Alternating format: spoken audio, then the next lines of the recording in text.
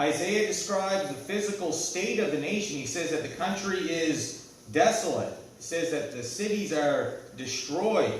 The land is being taken over by strangers, right? You have been left alone as your enemies surround you. It talks about as a cabin in a garden of cucumbers, right? Or a tower in a vineyard, right?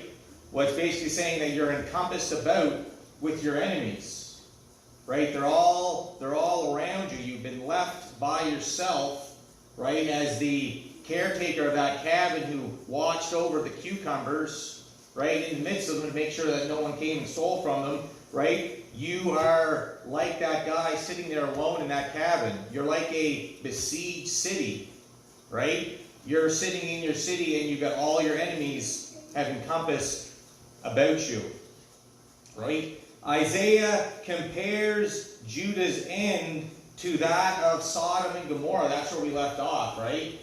Unless God had left a remnant, right?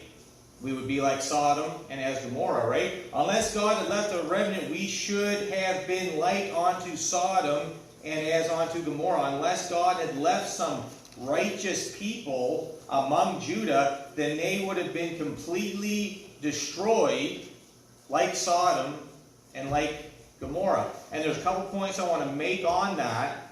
God did not want Israel to have a king in the first place. People want to talk about freedom, but God gave the Israelites freedom with the systems of the judges. No central authority.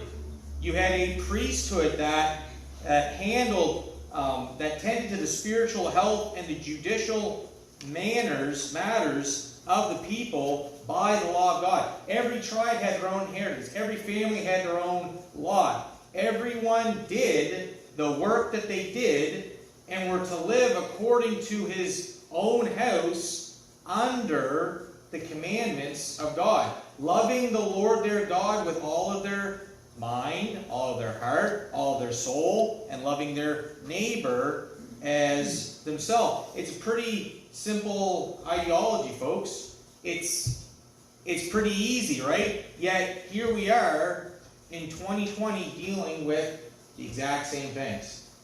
Living in a country where we have it so good, and yet we rebelled against the Lord our God and have done wickedly in the sight of the Lord, even provoking the Lord our God to anger against us. And now, just as in the times of the judges, God has sent strangers to devour us. He has sent oppressors in the midst of us to distress us. Okay? Unless God has preserved a remnant among us, we will be as like Sodom and like unto Gomorrah.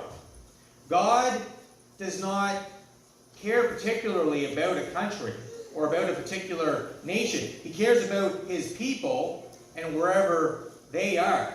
Okay? His people make up the nation of Israel, right? It's not a physical nation anymore. It's a spiritual nation. And believers make up that nation. That's who he cares for. That is the Israel of God.